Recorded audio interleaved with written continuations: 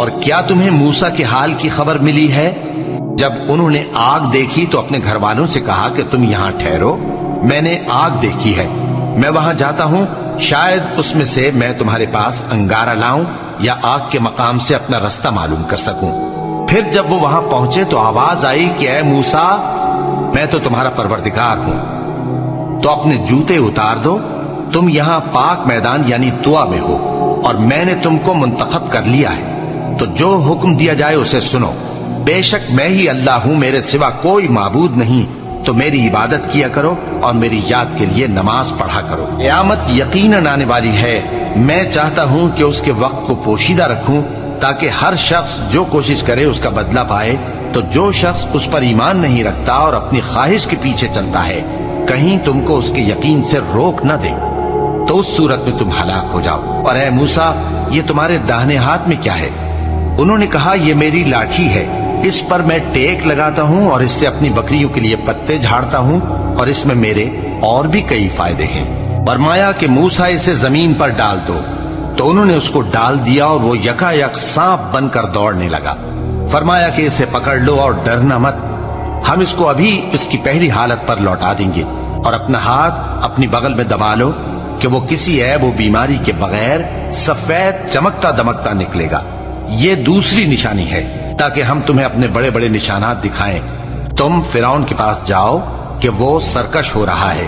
کہا اے میرے پروردگار، اس کام کے لیے میرا سینہ کھول دے اور میرا کام آسان کر دے، اور میری زبان کی گرہ کھول دے تاکہ وہ میری بات سمجھ لے، اور میرے گھر والوں میں سے ایک کو میرا وزیر یعنی مددگار مقرر فرما، یعنی میرے بھائی ہارون کو، اس سے میری کمر کو مضبوط کر اور اسے میرے کام میں شریک کر، تاکہ ہم تیری بہت سی تسبیح کریں اور تجھے کثرت سے یاد کریں، تو ہم کو ہر حال میں دیکھ رہا ہے۔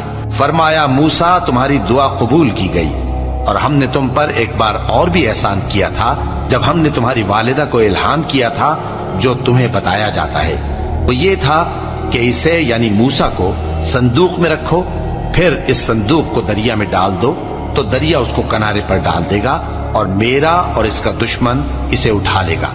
اور موسیٰ، میں نے تم پر اپنی طرف سے محبت ڈال دی، اور اس لیے کہ تم میرے سامنے پرورش پاؤ۔ جب تمہاری بہن وہاں فرعون کے ہاں گئی اور کہنے لگی کہ میں تمہیں اس کا پتہ دوں جو اس کو پالے پوسے، تو اس طریق سے ہم نے تم کو تمہاری ماں کے پاس پہنچا دیا تاکہ ان کی آنکھیں ٹھنڈی ہوں اور وہ رنج نہ کریں۔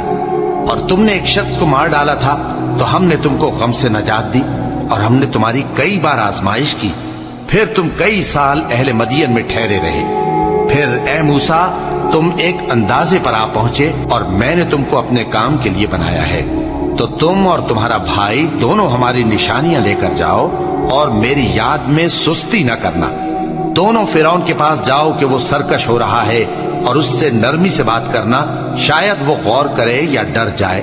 دونوں کہنے لگے کہ اے ہمارے پروردگار، ہمیں خوف ہے کہ وہ ہم پر زیادتی کرنے لگے یا زیادہ سرکش ہو جائے۔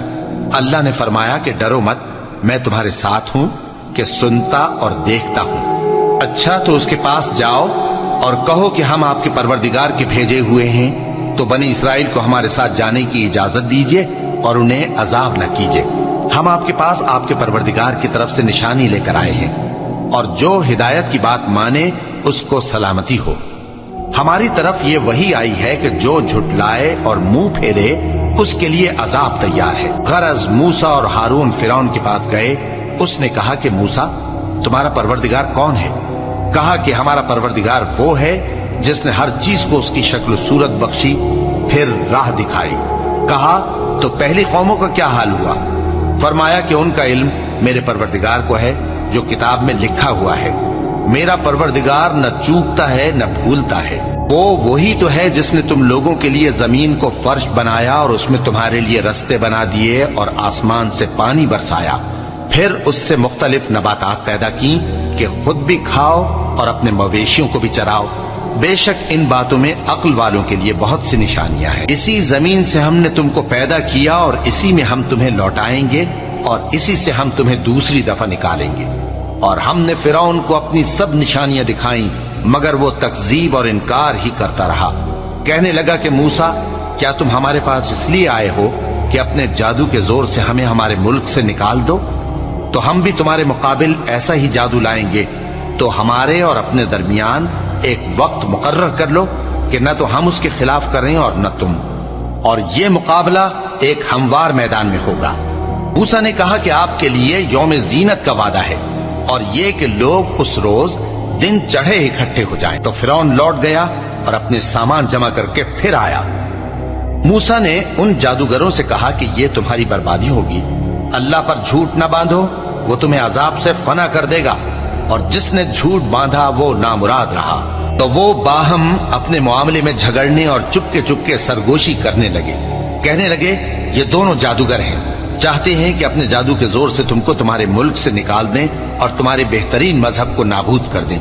تو تم جادو کا سامان اکٹھا کر لو اور پھر قطار باندھ کر آؤ، آج جو غالب رہا وہی کامیاب ہوا۔ جادوگر بولے کہ موسیٰ، یا تو تم اپنی چیز ڈالو یا ہم اپنی چیزیں پہلے ڈالتے ہیں۔ موسیٰ نے کہا بلکہ تم ہی پہلے ڈالو۔ جب انہوں نے چیزیں ڈالی تو یکا یک ان کی رسیاں اور لاٹھیاں موسیٰ کے خیال میں ایسی آنے لگیں کہ وہ میدان میں ادھر ادھر دوڑ رہی ہیں۔ اس وقت موسیٰ نے اپنے دل میں خوف محسوس کیا۔ ہم نے کہا خوف نہ کرو، بلا شبہ تم ہی غالب رہو گے، اور جو چیز یعنی لاٹھی تمہارے داہنے ہاتھ میں ہے اسے ڈال دو، کہ جو کچھ انہوں نے بنایا ہے اس کو وہ نگل جائے گی۔ جو کچھ انہوں نے بنایا ہے یہ تو جادوگروں کے ہتھ کنڈے ہیں، اور جادوگر جہاں بھی جائے کامیاب نہیں ہوگا۔ اس پر جادوگر سجدے میں گر پڑے، کہنے لگے کہ ہم موسیٰ اور ہارون کے پروردگار پر ایمان لائے۔ فرعون بولا کہ پیشتر اس کے کہ میں تمہیں اجازت دوں تم اس پر ایمان لے آئے، بے شک یہ تمہارا بڑا یعنی استاد ہے جس نے تم کو جادو سکھایا ہے، سو میں تمہارے ہاتھ اور پاؤں مخالف سمت سے کٹوا دوں گا، اور تم کو کھجوروں کے تنوں پر سولی چڑھوا دوں گا، اور تم کو معلوم ہوگا کہ ہم میں سے کس کا عذاب زیادہ سخت اور دیر تک رہنے والا ہے۔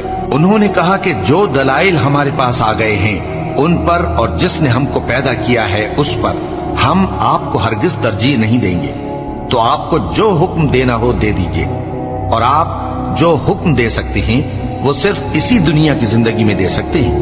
ہم تو اپنے پروردگار پر ایمان لے آئے تاکہ وہ ہمارے گناہوں کو معاف کرے، اور اسے بھی جو آپ نے ہم سے زبردستی جادو کرایا، اور اللہ سب سے اچھا ہے اور ہمیشہ باقی رہنے والا ہے۔